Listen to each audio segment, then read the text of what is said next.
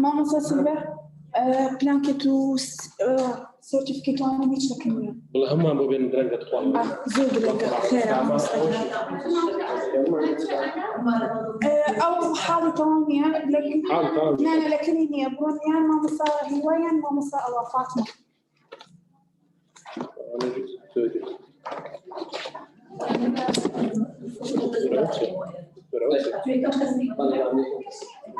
عفوا كم كانت بعد دكتورة فروح محمد قادر كمان باوربوينت FLP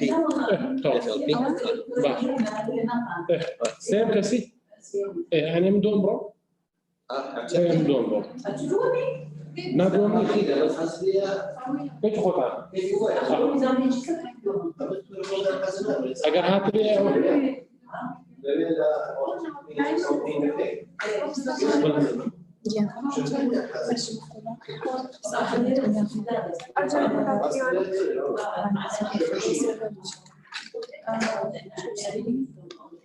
خراب الجو مستعد فكرة في سفن خراب الله وسهلا دايما بالقلمين مستعد صلاحة خراب الجو أو كندي كوسبا كيها أو كوسبا أو ليه أنا دام تعليل طبعاً إذا أكان كان رن حاجة ذلك إنه يشيل أنا كوسبا خش ديوان لازم يقطع عداد أنا أقعد أعرف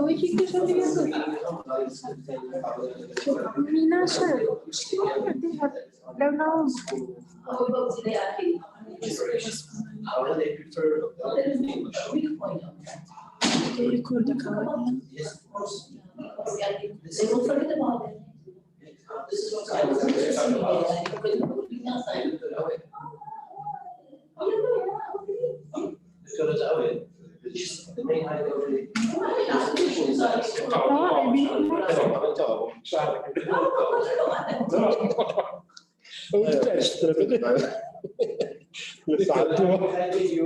enough information about my presentation.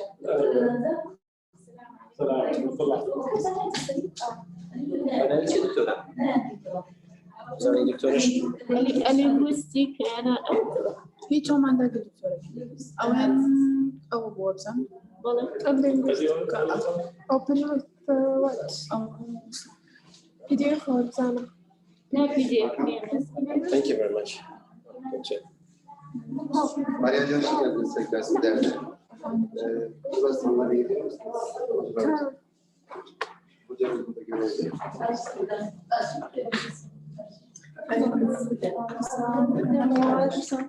والله دكتورة وزنا ما عندي دكتورة بس دي أول باوربوينت اللي كان دي بابا فلاش أكيد دي كان 6 ستور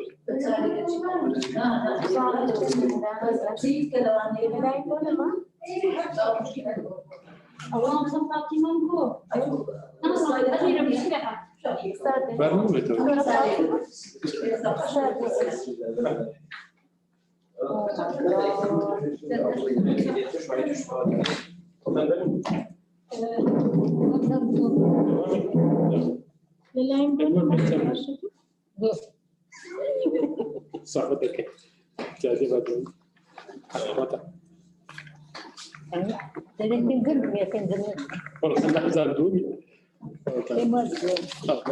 من جنزة جنزة بقى زي السبب تحمل يعني productivity of select affixes بس affixes You are the session chair. Continue with what you're doing. Okay continue being the section chair Fine. Just do you have the paper like what should we say? Bu ise ana. It's presenter. Maria hocam. Like this one in first session. Mr. Salman. Bu ise ana. Hocam.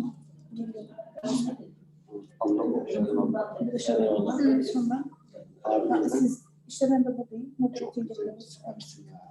Ben de buradayım. sertifikanız ne zaman gelir? Mamsa gel alayım bu. Gelir mi? Hazır sertifikalarınız. Öyle mi? Tamam. Güzel. Güzeldir. Şöyle güzel bir de toplu fotoğraf çekeriz hep beraber. Aynen. İkiden buradayız. Süpersiniz. Sağ ol.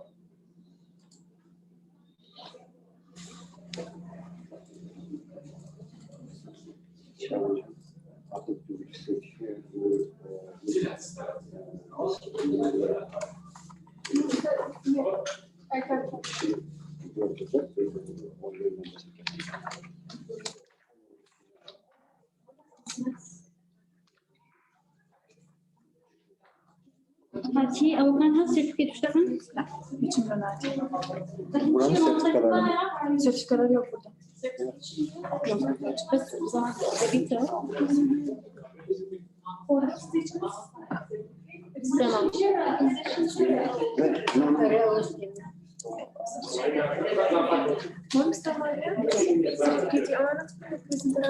Tamam, sasırları muito bom, bem, é dele, não problem.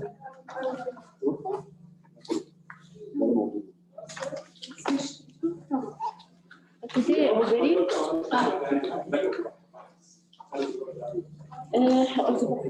أو زي اللي من presentation يعني أقل وقت يكفي تشوف زي ما تبدي مثلا على تعرفينه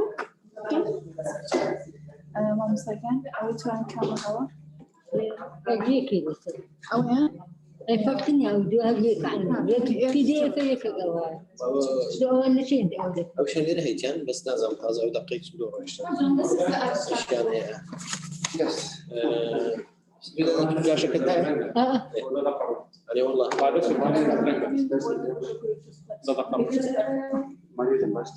tamam hocam. Hazırız. علي والله اسمع certification بس ليش بس يعني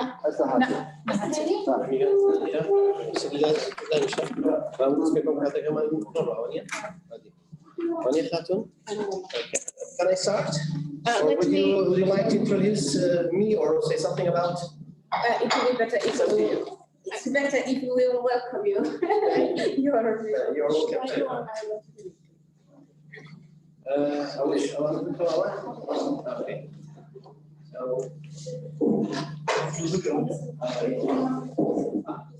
Okay. Good afternoon, everybody. We come back to the our sessions, second session for development of VESAL 2020-2021. Welcome back to our session. I would like to now call Mr. Mohammed Qadir from Salahuddin University to present his presentation in this session. Mr. stage is for you. You have only 15 minutes. Okay, thank you very much. Okay. Hadi hocam gel.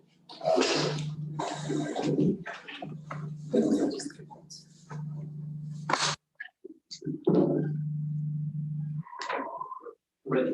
Yes. Thank you very much. Thank you for giving me the chance to deliver my presentation. You're welcome. Thank you. The title of my presentation is Family Language Policy and School Language Choice in your region. This, yeah. Okay. We go to the first slide to the title, so to tell you the story of the title.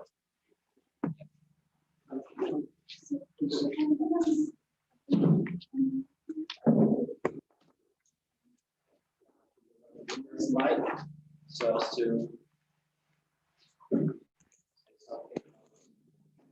the title, very behind the title of the paper.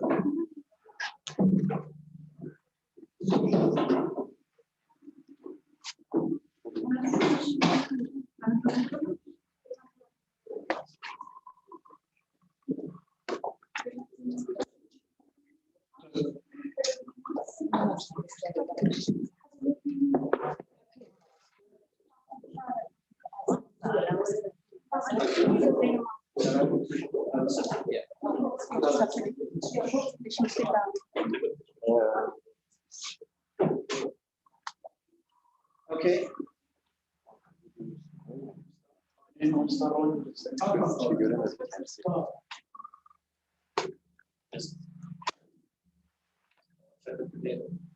Is it not working? Okay. Welcome, everyone. Good afternoon to all of you. Yeah, the presentation is entitled Family Language Policy and School Language Choice in Iraqi Kurdistan. The story of this title simply is having a new generation. The new generation is expected to forget the native language, the mother tongue language, and while they are promoting their bilingualism or multilingualism. For the sake of that, we have an outline, and the outline is a matter of introduction. Within the introduction, we are going to say something about the aim, the gaps, the value of the study. Then we say something about the research questions that are raised in this study, the hypothesis the study is expected to come true. This will come true. We have the methodology, the result of discussion, and then finally we have the conclusion. Then I mentioned the sources that I depended on throughout the study. Of course, at the beginning, I tried to collect information from a number of families whose basic students, I mean school-age students, of course, are growing with at least two languages. One of the languages is the heritage language, the other one is English, which is not the majority language in Iraqi Kurdistan yet, but you know that all over the world it is going to be the dominant language, and this is the same thing here in Iraqi Kurdistan.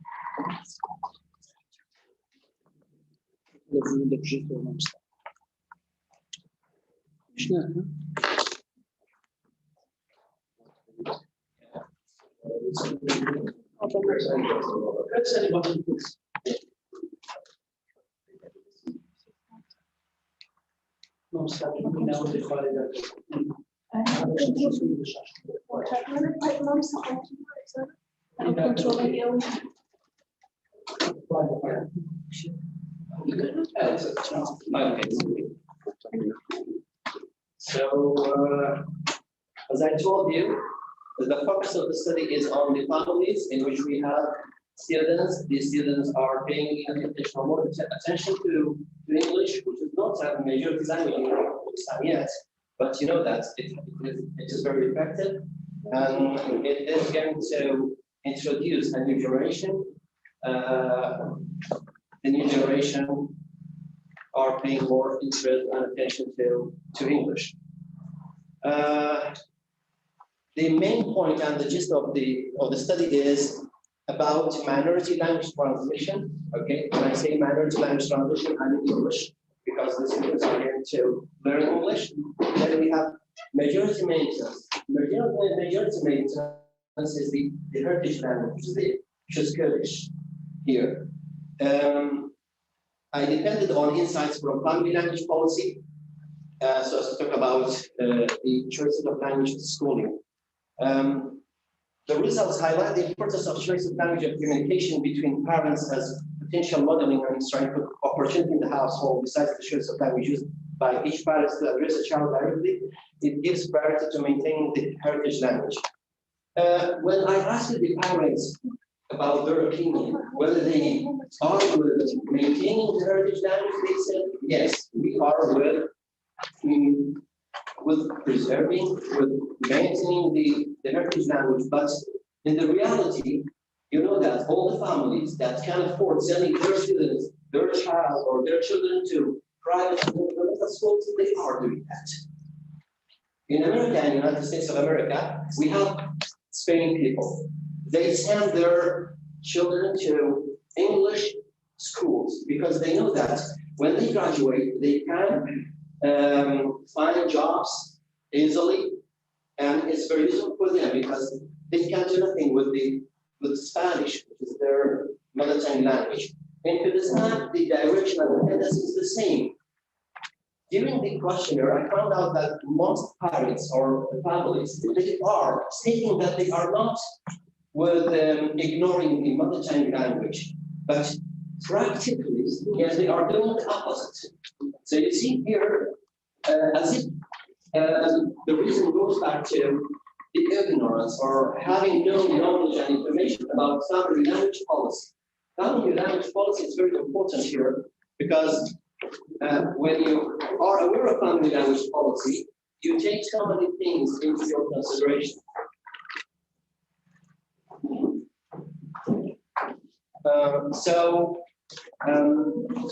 The gap is simply having a new generation, I want to identify the factors that stand beyond the emergence of such types of people or students or children or new generation. Why we have such type of students preferring and giving priority to English, which is a minority language, it's not a majority language yet in Iraqi Kurdistan. Simply, because I'm mentioning too much family language policy, I would like to give a definition to language family policy. It is an explicit, okay, and at the same time, it's an overt planning. So it's a language planning in relation to language use where within the home among family members. Family members and parents, actually. So family language policy is very important. It's a very important area of investigation because it sets, it enables the parents to deal with their children while they are confronting, while they are facing such type of challenges, okay?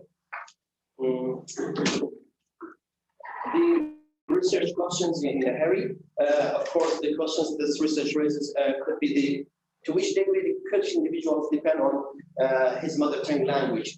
When you see sometimes children, when they are introduced during TV shows, when they are asked whether they want to speak English or Kurdish, which language do they prefer? They prefer English. So this is the point. What's the role of the parents here? What can they do to confront the impact of such threats? We have other research questions. One of them is knowing or coming across the general characteristics of bilingual or multilingual families in our field, of course, in terms of language policy and school language choice. Of course, we have more than one hypothesis. One of which is giving priority to English at the expense of Kurdish in such non-governmental schools. Doing that affect heritage language in one way or another. Well, willingly, whether we like it or not, we see that we have a new generation that are very lazy. I mean, they don't know how to read a paragraph in Kurdish. Maybe it takes minutes, quarter, an hour, so as to read few sentences in Kurdish.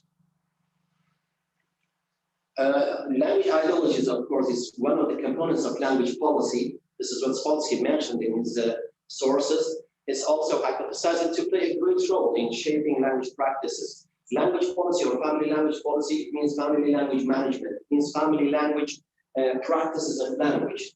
So we have different families, and of course, each family is required to have a policy in terms of language. Let me give you an example. One of the families, the Jew families in Morocco, before traveling to Israel, they had their own family language policy. During the Friday meetings, they were talking in or using Hebrew while they sat together. When they traveled to Israel, they did the opposite. They used Arabic Morocco, I mean the language of Moroccan people. This is called language policy. They did so as to so not to forget the language that they had learned before. So you see, so this study hypothesizes that in many families, their heritage language, of course here in the sense we have Kurdish, may get lost altogether by the third generation because these families do not successfully maintain their heritage language while they promote bilingualism. As I told you, that this is the main point of the study. We all want to give a chance or to enable our children so as to promote bilingualism, so as to learn another language, which is something good actually. You have to do so because you know English is an international language. We have to learn English, but it is to be okay. It's not to be on the or at the expense of Kurdish. We have to pay enough attention to Kurdish too.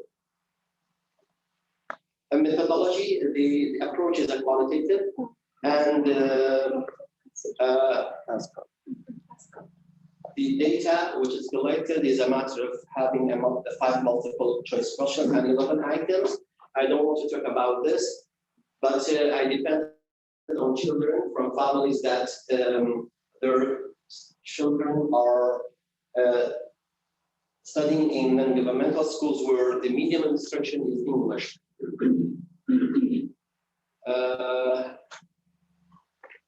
The items of the questionnaire were directed to the parents, but we have information also related to the children as well. For example, do they speak Kurdish with their classmates? They prefer English or Kurdish? And what's their opinion about using English or Kurdish at home and English at home? Do they speak Kurdish or English to their parents? These kind of questions are raised in the questionnaire. The scope is restricted or limited to sociolinguistics and language policy. Language policy is a new field these days. Okay, it's very important because it is sociolinguistics and it's applied linguistics also. It has something to do with language of schools also. The study depends on questioning Kurdish family members, and that's why it's an ethnographic study of a number of families to whom we have access. The results are given, and I don't want to talk about the results, but I want to talk about the impression, okay, which the results gave actually. And the impression is mentioned here in the discussion part. The study arrives at the fact that the parents could not make a decisive decision in terms of their children's school language choice. When you ask them, are you with maintaining and keeping and taking care of Kurdish? Yes, they are. But as I told you, they are sending their children to private schools and non-governmental schools, in which we have English as a medium of instruction. And you know that they will be under the effects and the impact of English for sure. So sorry, Doctor, you have 3 times. Okay, at the end of story. Yeah,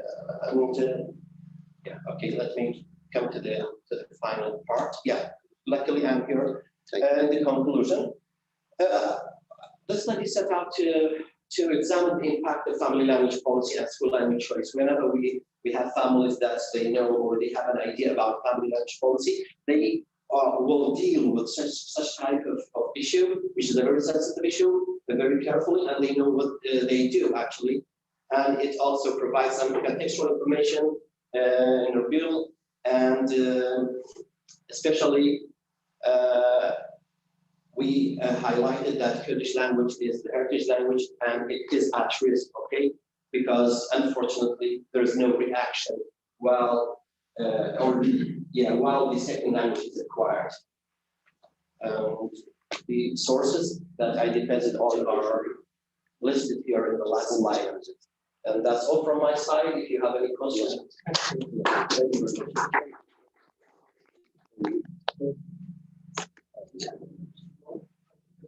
Yeah. They have a question. You're right, there is a tendency for us to use the talk, let's say English rather than Kurdish. So don't you think to get into the problems, don't you think that it is related to the government's language policy? Exactly, that's right. Let's say Kurdish curriculum in high school is not much paying attention here. Kurdish language standardization and language governance is also, these are, I think, don't you think these are the main Yes, of course. So At the end, we have to go back to language policy. I mentioned this actually in one of the slides that the language policy in general and family language policy in particular, okay, are ignored. There's no sense of belonging. And who is responsible? The authority. The authority and the academics, okay? They are the first, to be blamed. Was this in the session? Yes. Thank you. Unfortunately, I have been struggling with this. I tell my friends, Yeah, everyone. I know English, but English does not define you. And if you have a good language proficiency of English, Exactly. it doesn't mean that you are clever.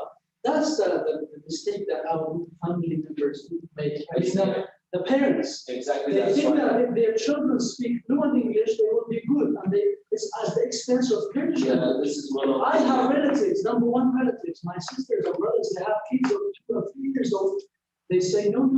They speak in English. Why? Because they are promoted. Exactly, that's right. Promoted in the internet. That's why when you, exactly, that's And it's very right. sensitive. Language is ignored. We are in trouble. We are in trouble. The government is responsible. They don't do that. French. They have agenda for all languages. They have academies and they spend a lot of money. A lot of money. To preserve their Yes. heritage They language. expose people to the language, what we say. Because you are maintaining your identity otherwise, not only your language. Believe me, it's a disaster now in the community. And I'm sure Mr. Ron is right. It should not be family language policy. It should be national language policy. Exactly, that's The right. government is responsible. They make us think that if I send my kid to Cambridge International School, they will be successful. But at the expense, it's very wrong to learn the second language at the expense of your mother tongue. That's what I mean, it's worse actually, unfortunately. Don't say that. Why you say something?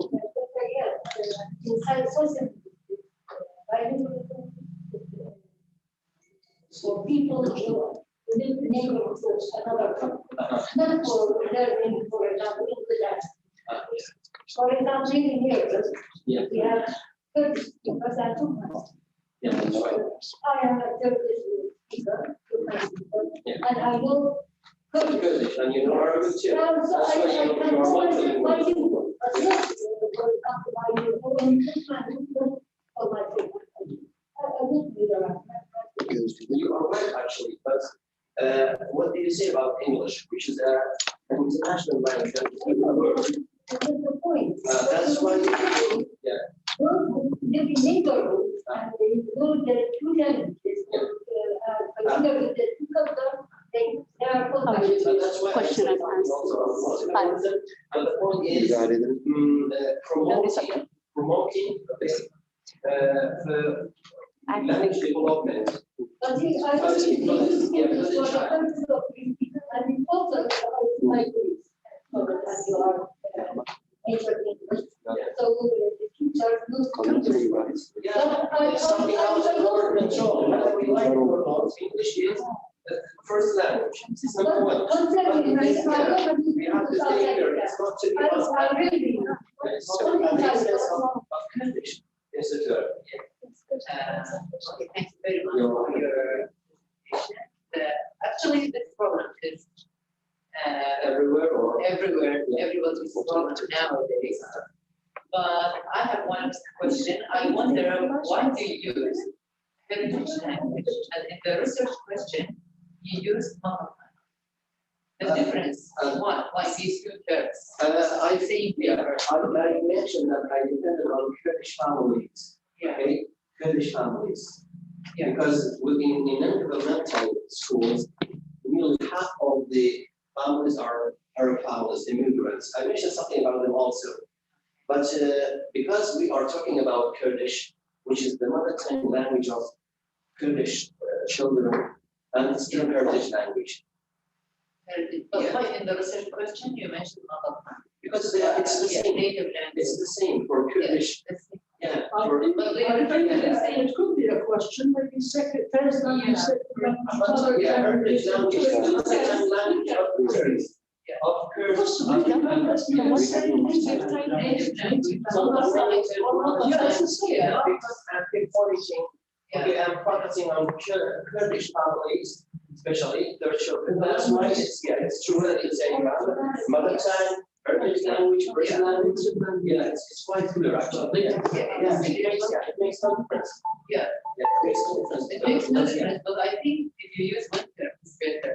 And native language or When I say Kurdistan, yeah, Kurdistani, because in Kurdistan we have Turkish families, Arab families, achievement families. Yeah, in this case, I have to avoid using Kurdish or mother tongue language. Yeah. But because I focused on Kurdish families, in this case, it's okay to say mother tongue, Kurdish first. Yeah, it's quite clear when you talk about Kurdish families, you know that the Kurdish language is Kurdish, their mother tongue language is Kurdish, and their first language is Kurdish. Yeah, my problem is not only with the using of terms. Ah. Because you use this term in the research question, which is very important, right? Because I took in my word that the reader knows that when I say Kurdish language, I talk about Kurdish, because the mother tongue of Kurdish children answer this. Yes, Doctor, thanks so much. I have to answer the questions. Otherwise, I would like to go and sit there. You're welcome. Now it is time to give the certificate to him. Dr. Zainab, can you please just give the certificate? Thank you.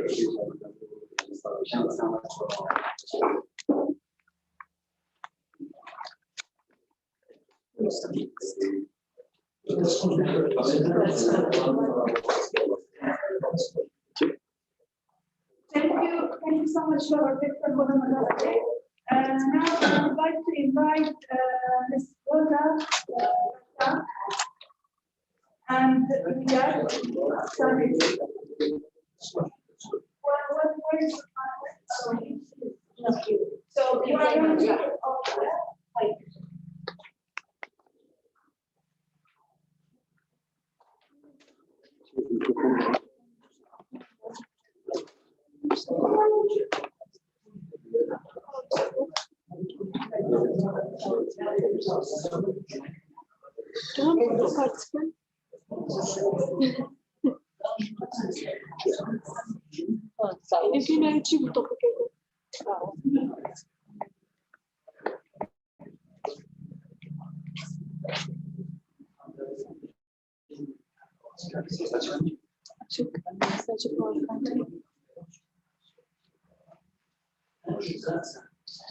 compare. I'm sorry that is this split.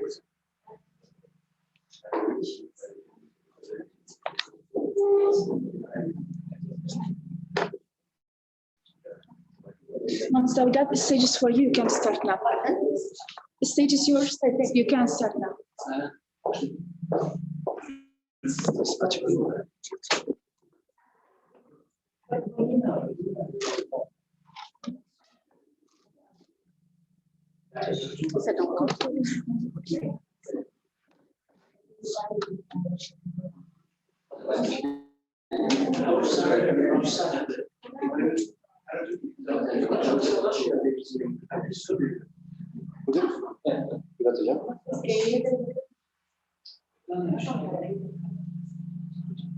So my topic is comparing the productivity of selected agriculture and Kurdish. I'm sorry that. Sorry for interrupting you. Just if you like open your mask. Yeah, the mask.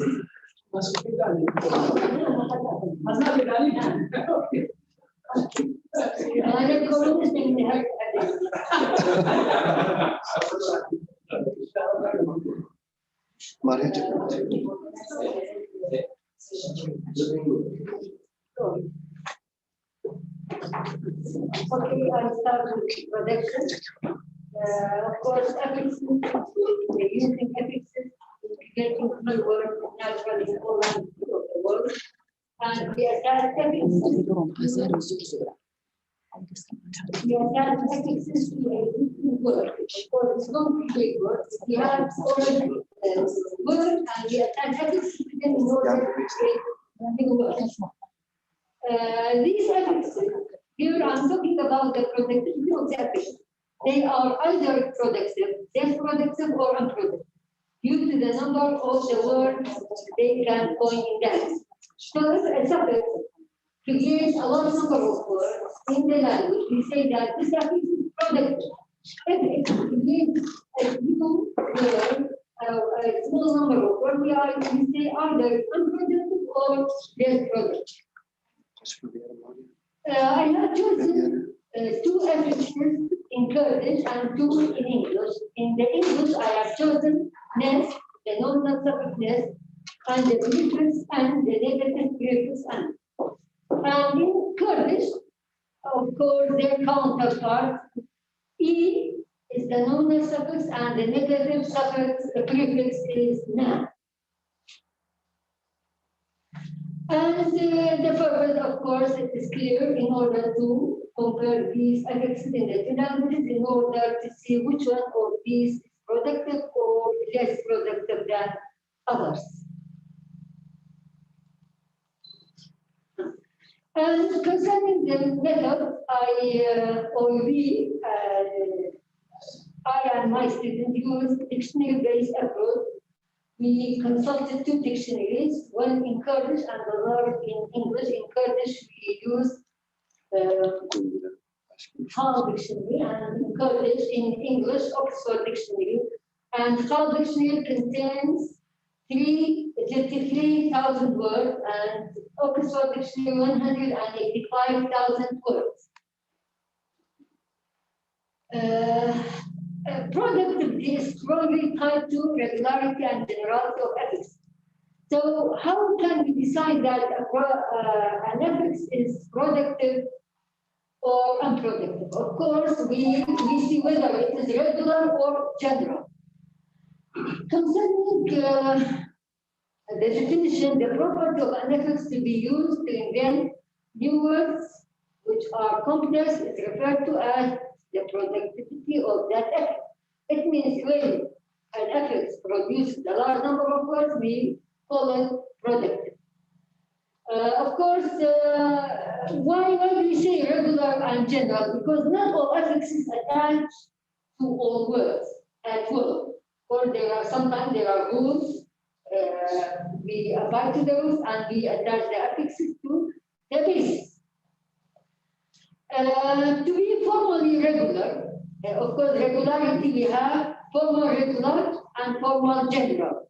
Formally general affixes should possess certain qualities to accept an affix. For example, the plural S in English is formally regular. How?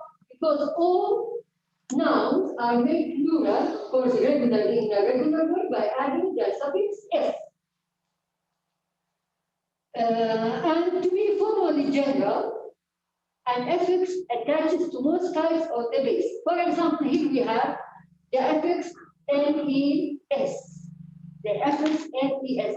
This affix creates a large number of words in English. It attaches mostly to all adjectives. And so in this way, you can think this suffix is a general suffix. And morphologically, the base should have a certain ending, and syntactically it should belong to a certain word class. What do we mean by this? When we talk about morphology, we have certain, a word should have certain endings in order to attach a certain affix to it, or syntactically it should belong to a certain word class. We say nouns accept this affix, adjectives accept this affix.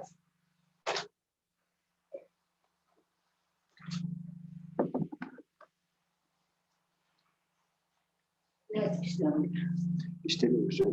It doesn't work maybe.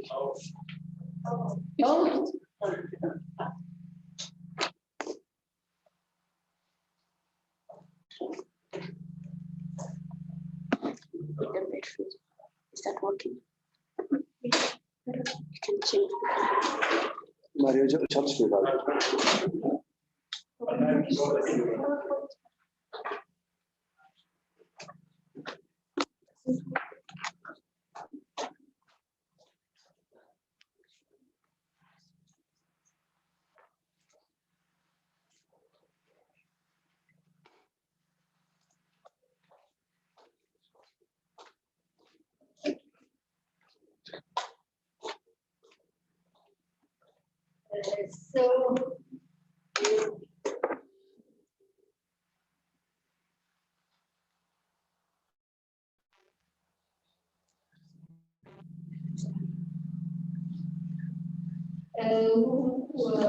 First of all, we start with the suffix ness. Of course, this is a general suffix.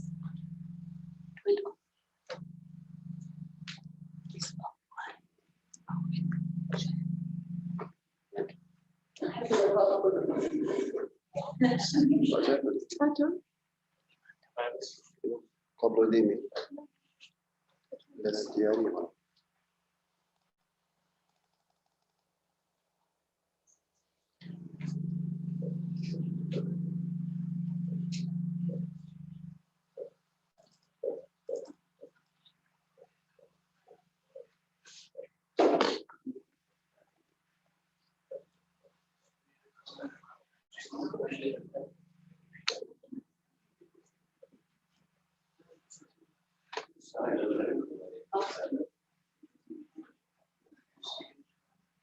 كده تجيب نفس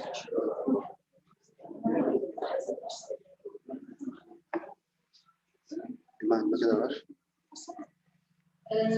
We see this suffix as I said, there's a general suffix that mostly to all adjectives. We have kindness, goodness, fixedness. And concerning regularity, we have these suffixes at the end of the word in order to accept the affix. For example, if we have ing at the end, for example, loving, we add NEWS, we say lovingly. If we have adjectival, we say fixedness. If we have full at the end, we say lawfully. So these are the affixes at the end of the word that accept the suffix ness. We have the negative prefix. Now, this is Kurdish. We have the English.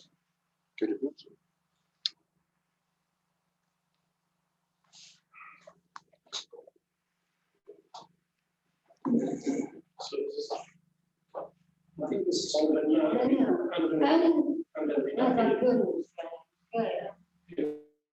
before we're sending it. Okay. Here we have the suffix and.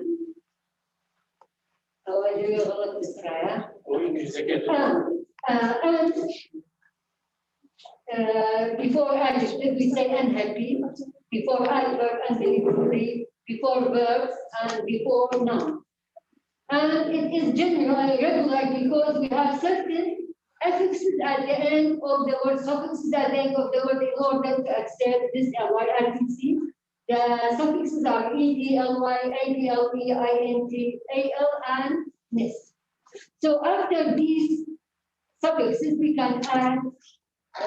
We can add the prefix at the beginning. This nominal suffix y is similar to this in English, of course, and it is attached to a lot of words. It produces many words in Kurdish. So it comes after nouns, mandal, mandali, after adjective, nakosh, nakosh, after noun, in order to have an adjective, distan, distani, and etc.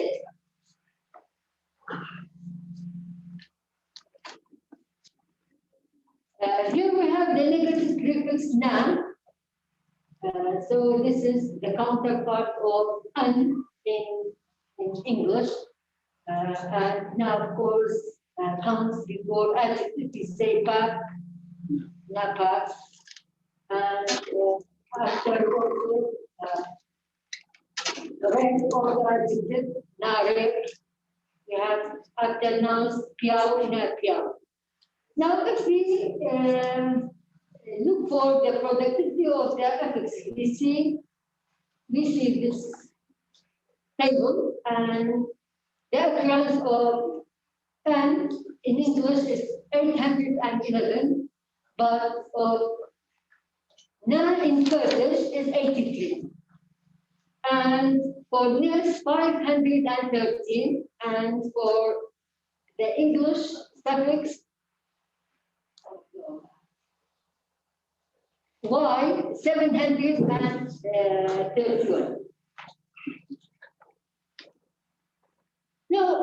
VESAL, you see that the negative prefix "and" in English is more protected than the counterpart in Kurdish, while the nominal suffix "y" in Kurdish is more protected than the English one. Now, as a conclusion, we see that it is natural that both English and Kurdish use suffixes in order to affixes new words, but it is concluded that affixes with the same meaning in the languages differ in their protected place. For example, we have yes and y, both of them are projected on the same level, or an and or not. Maybe one of them is more protected than the other. And that's all.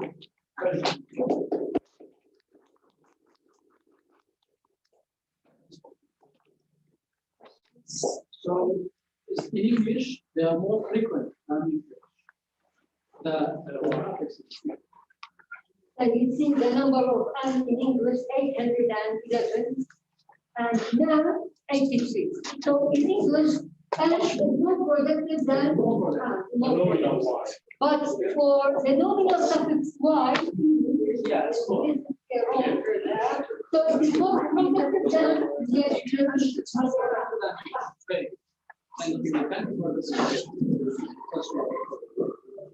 Is there any question? Yes, one last question. Yeah. Why you have chosen Gary? Let's take your chance. What? Yeah, you have chosen Gary. Why you have chosen this data? Maybe you have chosen other.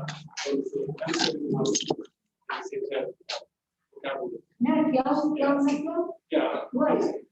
I think the same. I don't know if it's my student or my supervisor. She chose the word in the dictionary. And see, this is some of them in the. This is the stereotype. Yeah. Excuse me. And you have chosen another. It's the undigitized vocabulary. Thank you. Have another question, please? Yes. Thank you so much for Ms. Vidal. Sabir. And now I would like to invite Ms. Sharon to present. Okay, Ms. Sharon, please.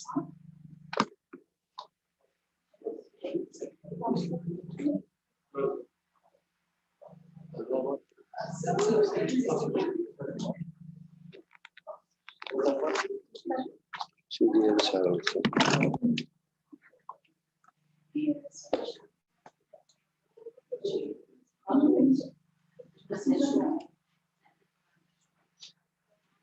Bir de maskesiz çeksen çok güzel olacak. Ha, ben maske göreceğim yani inşallah.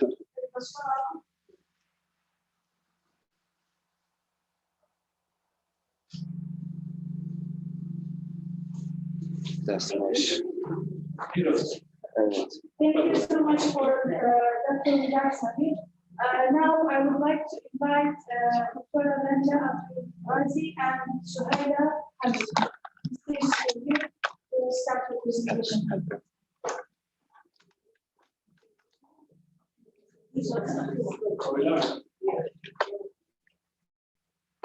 Üretim mi olur?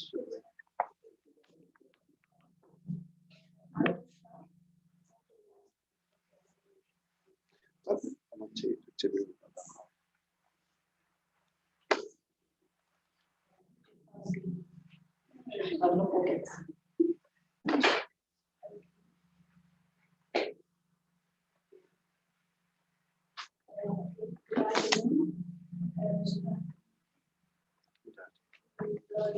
Colleague Professor Suhaila and Assistant Professor Dr. Manzar, we work at the College of Languages, Salah University Department. We have this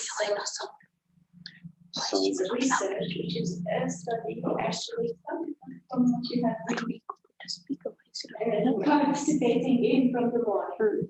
It is a linguistic study of nostalgia in peoples, literature, piano, and the Tantan Abbey.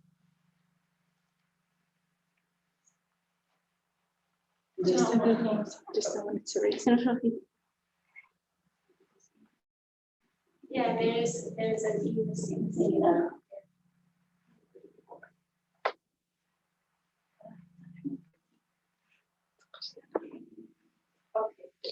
So nostalgia is one of the most noted characteristics in children. Generally, nostalgia means going back to the past, to the beautiful past. We have to know what triggers human beings. There are very beautiful things in our past. Oh, this is what we think. I don't know why human beings long to go back to the past. They say, even in Kurdish, we say,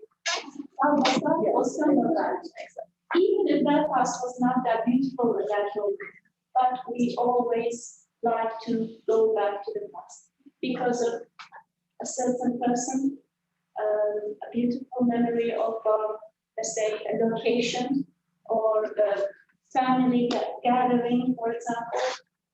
All these makes us feel that we want to go back to the past. And there are triggers that makes us feel nostalgic. For example, a particular a kind of smell, music, whatever we feel that it makes us want to go back to the past. So nostalgia deals with the relationships among individuals and human and nature. The aim of the study is to identify the terms and expressions used in the selected forms and to see how these pedagogical use them in their poems that were read by Henry Avon and piano by David Lawrence and Nathan Abbott by Wordsworth.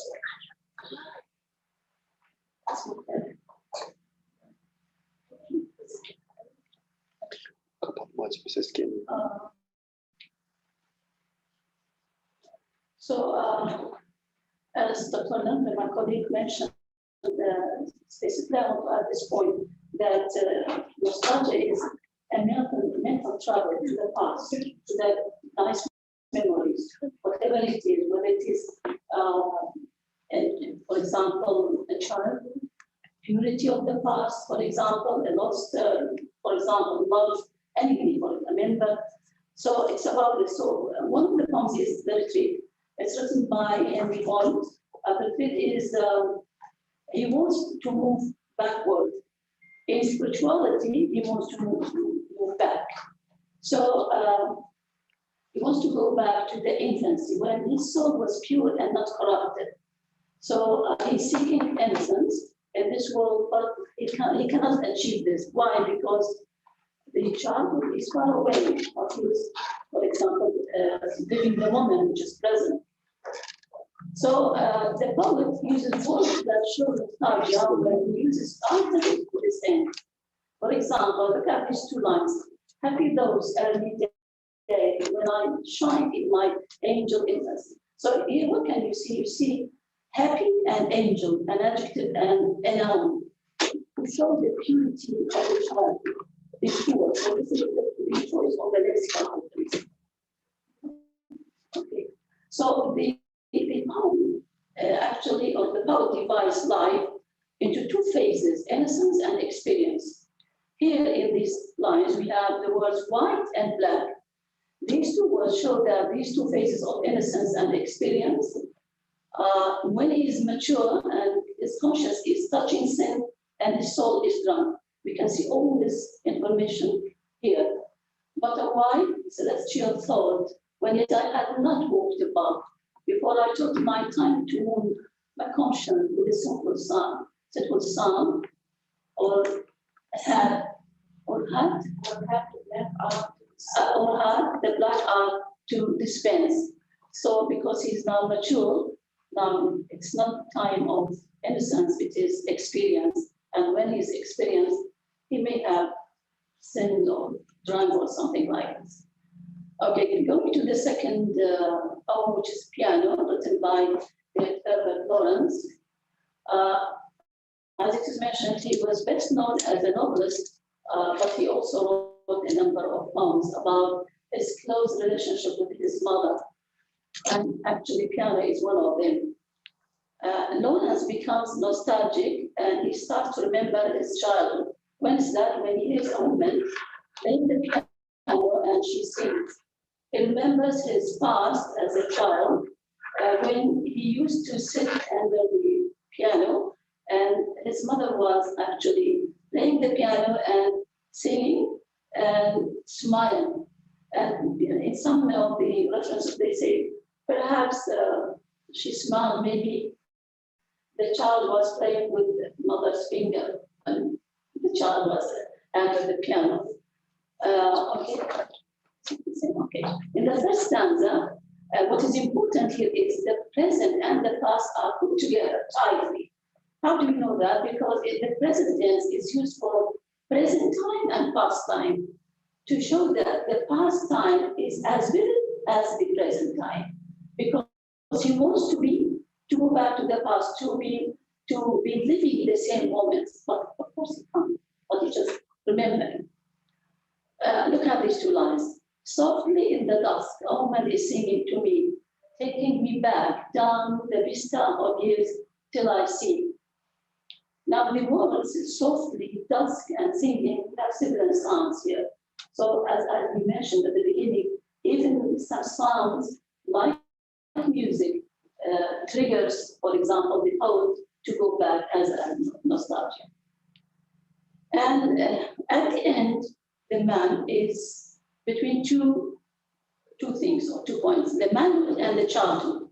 But then at the end, he's obliged to go to his child, to the effect that he weeps. And also another point is that the word down is used, which metaphorically means that he was depressed and crying for the past. So he so much wants to go back to the past. That's why he's affected and it's crying. And this is clear in these two lines. Of childish days, upon me my manhood is cast. Down in the flood of remembrance, I look like a child for the past. So that was the lines that we chose for this. Now the third one, I don't know, you forgot. So the title is Tintern Abbey. It's Tintern Abbey, but in some of the references, basically it was lines written a few miles from the Tintern Abbey. So the poet is, for example, sitting or standing maybe on the mountain and looking at the Tintern Abbey, the ruins of the Tintern Abbey, not the exact actually abbey. So, but he is focused on the emotional beauty of nature. From the first lines, the poet situates himself between two instances in time. Why? Because he wants to create a condition for nostalgia. And this is reflected in the language, what's important for us as a linguistic analysis. This is the language. In the choice of the vocabulary of the lexical item in the poem, how do you see that is from the word five? The word five is repeated at the beginning, which is also considered as anaphora, and it adds rhythm and melody to the poem, which matches the nostalgia. So the repetition of the word five emphasizes the weight of time, which separated the poet from the scene. That's the past. Okay, look at the lines. 5 years have passed, 5 summers, and the length of 5 long winters, and again I hear. So 5 is repeated. It is all about 5 years, but once it is summer, one is long winters and years. It's the same. It's referring to the same idea. And also what is repeated is the words again and I. So the word again is repeated in the poem, which emphasizes the lapse of time by stating again. He feels how time is, for example, moving or is past. And also the word I is repeated. For example, as in I hear these waters, I behold, I view, I see. Each shows personal engagement. It's about his personal engagement in this seeing this. So vista affects him. He sees an idyllic landscape, as it is clear in these lines. With a soft inland murmur, once again, pay attention, again is repeated. Do I behold his steep and lofty cliffs? The days come when I again repose here under this star Sigma and view. So again, I is repeated, and again is repeated. Okay. Another point is the color green. Is the emotional center of the poem. Why? Because it carries a gesture of power, peace, and protection. I will go to the last two lines. Among the woods and copses lose themselves, on which their green and simple hue disturb the wild green landscape. Once again, I see. In these lines also, again, and I is repeated. So the color green is also important. As I mentioned, it refers to power, peace, and protection. Yeah, as conclusions, we can say that these poets are human beings, just like us. Yes. Okay. So, and they experience all kinds of nostalgic moments. Some of them, like what you said, related to color, to nature, to smell, to voice, to sounds. Like, for example, in the poem, The Piano, the poet is only nostalgic to his mother. And Wordsworth is nostalgic to the place where he was in the poem. So, for the first poem, The Tree, here the poet is expressing nostalgia in a way that conveys complex emotion, characterized by high-level mental concentration and compositional harmony. So he shows that there is a kind of sadness which he feels and experiences because maybe in a denial of the present, and he wants to go back. That is why he is experiencing these nostalgic moments, which is actually triggered by nature or an object, anything. Even, let's say, a gaze from a person, or only a word, or only a sigh from a beggar in the street, maybe even a picture. A picture, yes, anything could take you back in time. So he was actually longing back to the age of innocence where he was a child.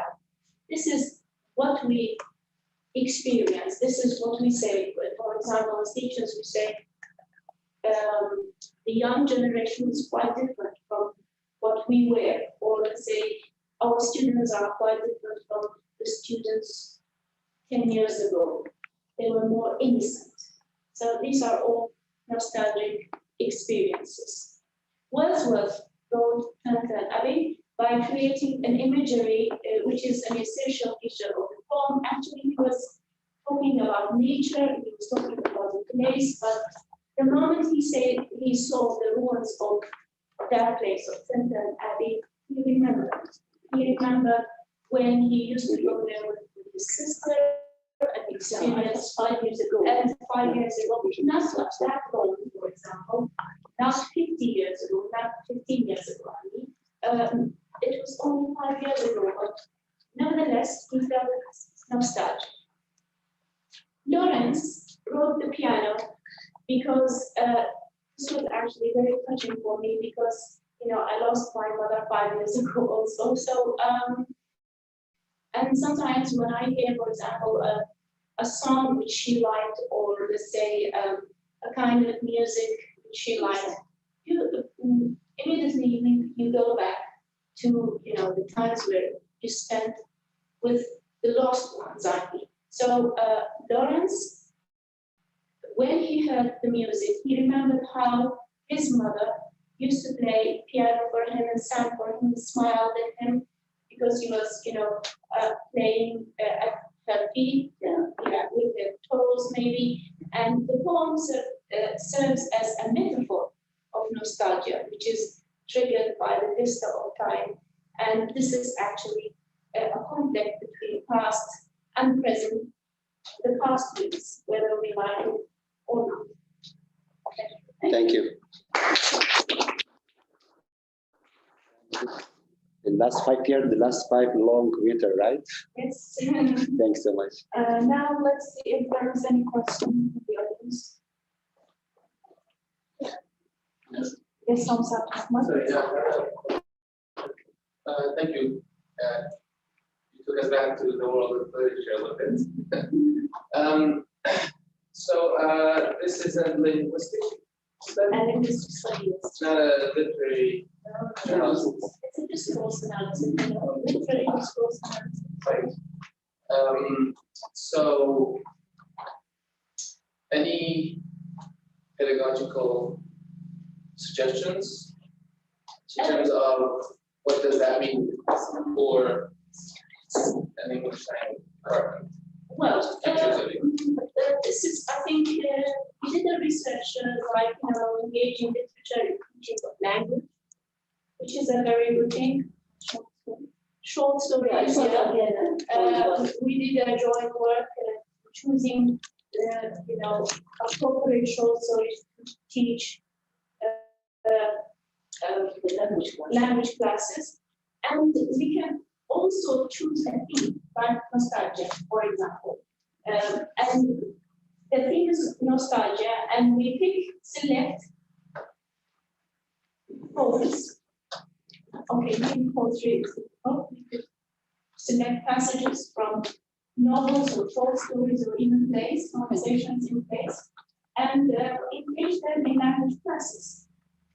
Or even for example, when we want to brainstorm them, we can ask them to search for the theme of nostalgia in, for example, this passage. Yeah. And write your comment, for example, in 5 sentences. Yeah, everything can be engaged in teaching. Everything is possible. And ask them to, for example, look at the language of the comments. Find out, for example, type of textual items are used. Or what about the grammatical structure? In the Tintin Abbey, there are also grammatical structures, like when negative items are used, for example, the conditions, for example, the conditions. So everything is search for the adjectives. Yeah. In Tintin Abbey, because you will find more. So, yeah. Thank you. Thank you so much. Any other questions? No. Thank you so much for Dr. Najah Abdulrazak and Dr. Suhayya Hamid for your presentation from Salahuddin University. Now I would like to invite Ms. Sharon to give the certificate. Ms. Sharon, please. This is for Dr. Najah.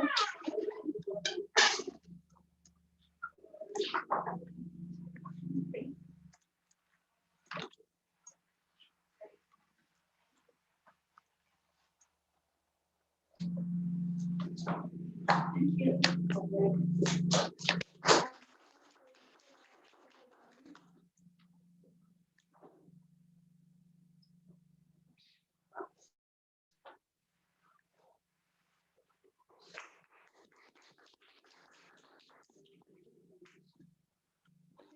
Again for your presentation. Now I would like to invite Dr. She's online. She's online. Yeah. Victoria, can you just hear us? Hello? Victoria Selsan?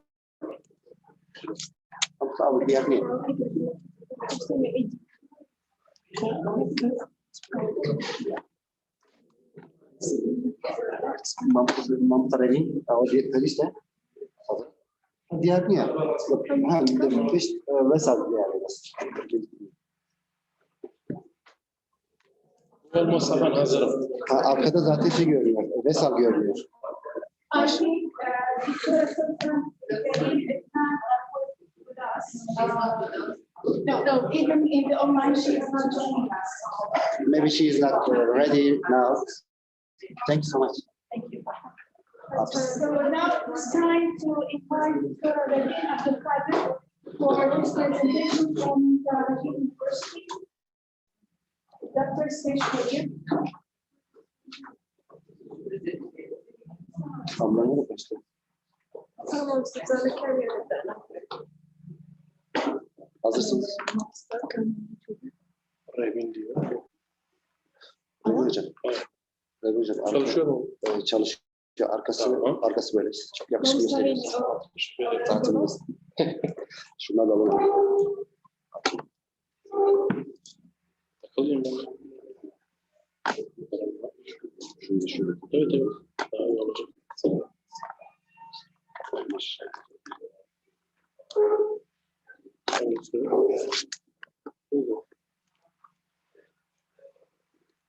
Geri. Okay. Good afternoon, everyone. Good So as the last one, I'm very happy to be here presenting my research entitled False Cognates and Friends between English and French.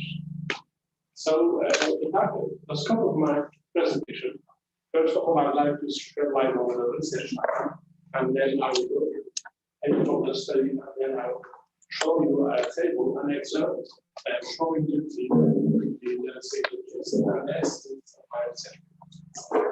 So the title is False Cognates and Friends between English and French. Why this matters actually because during my research, my investigation, I found out that actually there was no study being conducted in order to find out or highlight false cognates and friends between English and French. So this is a gap, and this gap needs to be filled and explored. So here, this is the fact actually, and if you look at the, let's say, the English language, particularly here, English is a language that can be traced back to the Anglo influence. And the region here means the area that, let's say, nowadays you say Netherlands, or the Germanic, let's say, location, the state of Germany. But if you look at, let's say, the language family for Celtic language, the Celtic language belongs to the Indo-Iranian family. Okay, but these are two branches that come from the big branch, which is called the Indo-Europeans. So from this standpoint, you can find out that at least there might be some words that could be shared by these two languages that could be used in similar terms of pronunciation, meaning, and spelling. Okay, and if I give you an example here, eyebrow, you can't even say brow. You can say brow. This is the sort of rules. Spelling, not spelling, but the meaning and the pronunciation, almost the same. Okay, and this is, let's say, this needs more study and more investigation, more see what more words can be found out in these languages. Okay, and by the way, the vocabulary brow comes from the Sanskrit, which is one of the languages, standard languages in English. Okay, and it's the language of Buddhist people. Okay, and this is basically that this vocabulary came from Indian language to English and to the Celtic language. And it is pronounced like Guru in Indian language. Okay, so the cognates and the false friends here. Cognates words that can exist in two different languages and share a similar meaning, spelling and pronunciation. Therefore, the vocabulary between English and Spanish absolutely. This vocabulary between English and Spanish share similar properties, characteristics, features like spelling, pronunciation, and meaning. Accent. And this is called cognates. Another vocabulary between French and English, magazine. But I found out that this vocabulary actually is, let's say, coming from Arabic language. Master. This is very strange. The cognates here needs to be explored in a more in-depth way, actually. Master, magazine. So that's this vocabulary from Arabic language. And it's the cognates. Because in Arabic, magazine, it's important. But in English, magazine gives the idea of what? A box for bullets, right? But in French, there's another meaning. But they say that this is a standard etymological root from Arabic. That's why they're called bullets. Okay? False friends, my focus here, expressions, words that have a similar form to one in another language, but a distinctive meaning. This is my focus. Okay? And I will give you an example, an excerpt from my study. Cognates, and I told you, lexical cognates, with the words that have a common etymological origin. Cognates are often inherited from a shared parent language. If you go back to the Greek, the Latin language, this is a shared parent language for what? German language, French language, and English language. That's why in a study I brought out that almost 20,000 words shared between Spanish and English language as cognates. Why? Because they have a shared parent language. And this is also typically true for German language, because the German language is the mother of English language. We all know that about the history of the English language, how English, let us say, came to be. And they may also involve borrowings from some of the languages. Well, mainly borrowings from, let us say, English to English. Okay? Mainly borrowings from English to English. An example, place. The borrowing is what? Place. Okay? That's why we have many systems and this is very interesting. I would like to interrupt. So we have different pronunciations of lies and bias. So yeah, so is it cognate or this is the oral actually. Oral. Yeah, but it becomes a cognate when you find out that they are etymologically related. The root of it. Okay, and this is investigation actually. Yeah, bravo. So for example, more examples.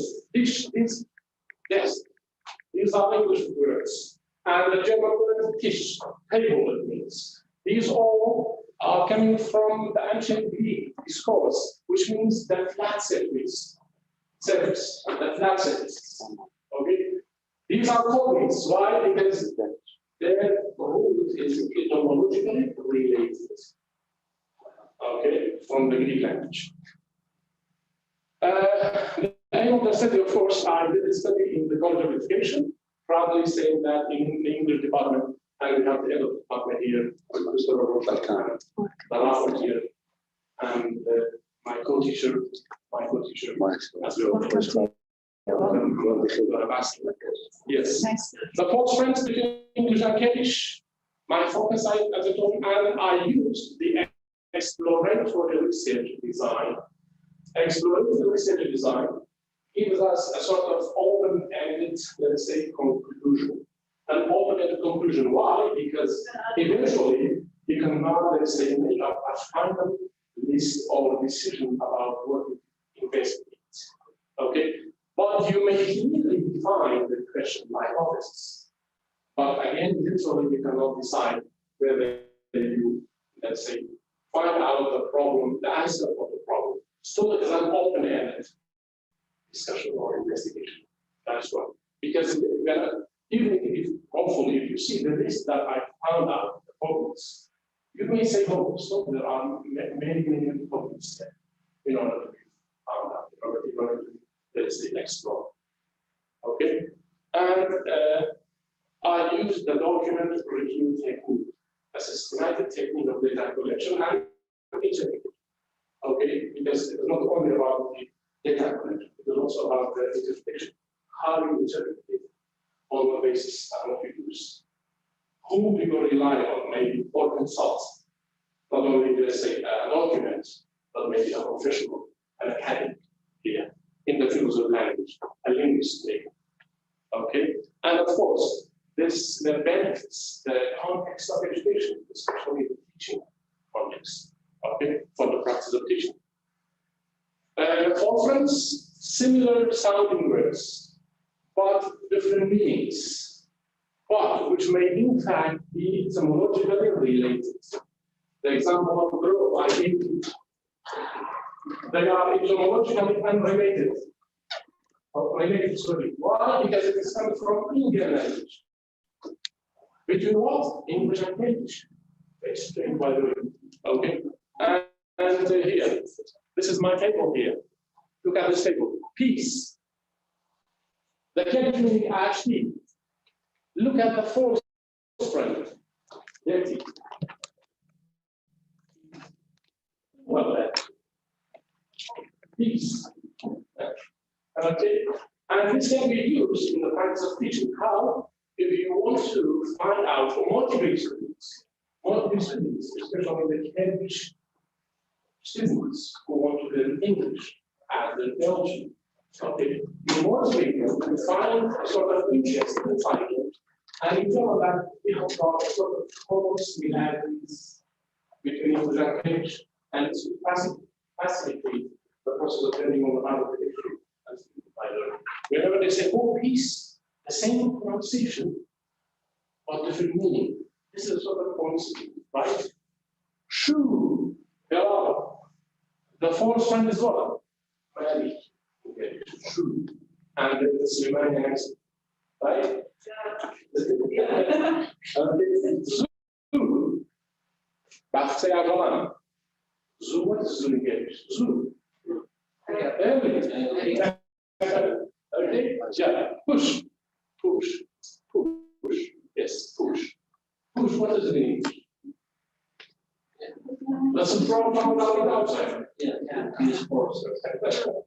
The hay, bone, is kind bone. If I say bone, okay, still understand the English, right? Bone.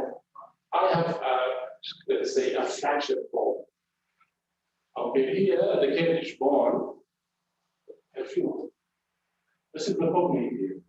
Very strange, and I got almost about 150 cognates under the title False Friends between English and English. I'm still investigating more and more. But don't you Yeah. they have different pronunciation? Like we say, Okay, yes. For peace, choose the push, totally the same, only for ball. Okay, you have got only sort of, let's say, what that's called, sort of the yeah. Bone, okay, but it's almost the same, only for the bone here. So in here, I have divided these into two parts. Assimilated ones, non-assimilated ones. Assimilated ones, these patterns are the same in terms of pronunciation. Non-assimilated ones here, we have got a very slight difference in terms of pronunciation. Yeah, exactly. This is my concept, and this is an investigation. Yeah. These are borrowings. These are borrowings and loans from English. I have another setting there. I teach that in dictionary English. If you want, I can say that people are you can check that. Borrowings and loans from English and dictionary mining. You can find out that dashboard has become dashboard in English. And then the other words, by the way. Peter. This is the English to the English. Yeah. Okay. Yes. The setup, document review, and of course, an exploratory data. This is a very good question. If as I told you, if they are etymologically related, this is a problem. But if not, this is, of course, document review. This the way of collecting data, okay, is called document review. So I rely on the etymology of the two languages, English and English, pronunciation. And the last one, so find examples, I found many cognates, especially false friends. And of course, this benefits the total education, as I told you, in order to be used, in order to motivate students to see that there are words that could be seen as false friends. So students, when they see words like that, they will be perplexed, surprised. Oh, is that possible that there is a false friend between English and English? Words having similar pronunciation for different meanings. Especially each other, with each other. Yeah. I think this is important to That's highlight it for the students. Yeah, and last So one, they will be aware of its exactly. Last and used to teachers or linguists who apply linguistics, who wrote the book called Techniques and Principles in Language Teaching. They mentioned the cognates in one of the methods of teaching. Okay, and it is used, and it was used actually as a technique while teaching L2 to L1 students. Thank you very much. This is the end of my presentation. Very interesting. Thank you so much. Thank you very much. Questions, comments, and maybe if you have any conference, please.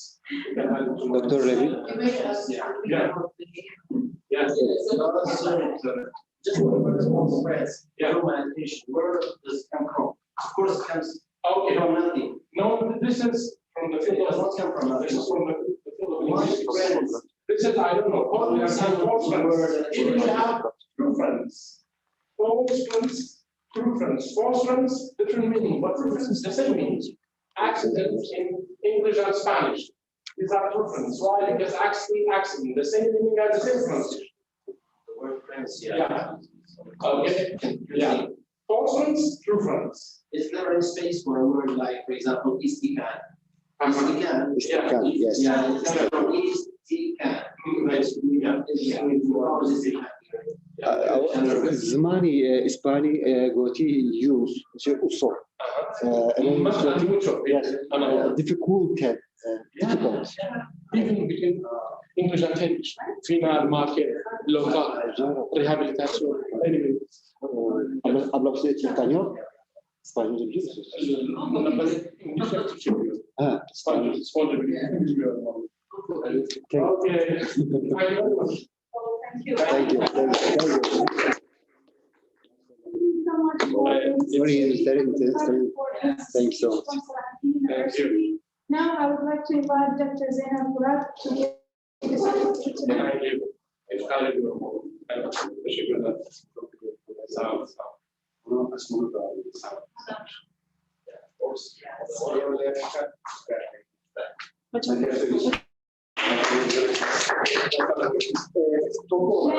Thank you for all of you.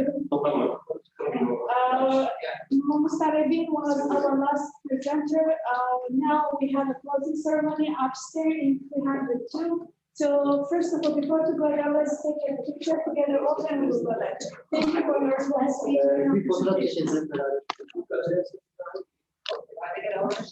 Remy Hocam bu konu üzerine biraz daha böyle geniş bir şey olursak evet.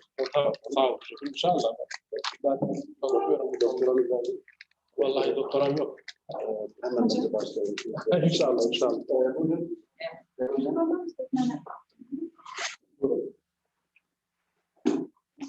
They are taking picture. One second. Şimdi kullanacak.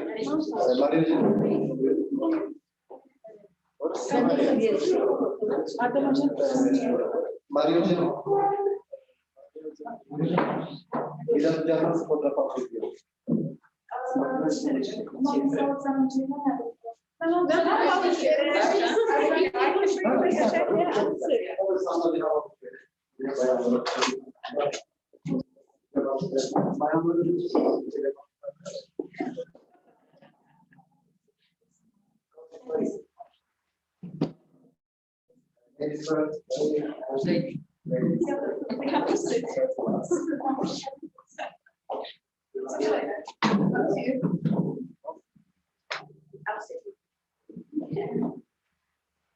İmam sen gel.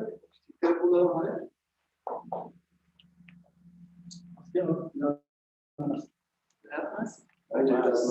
All beautiful.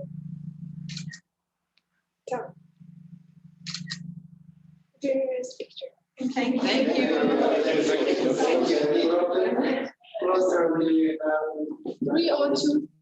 302.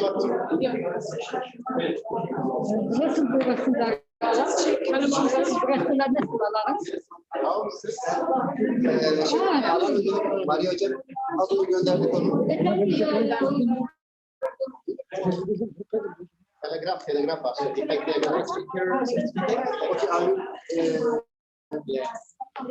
Hoca aldı gitti gibi hoca aldı.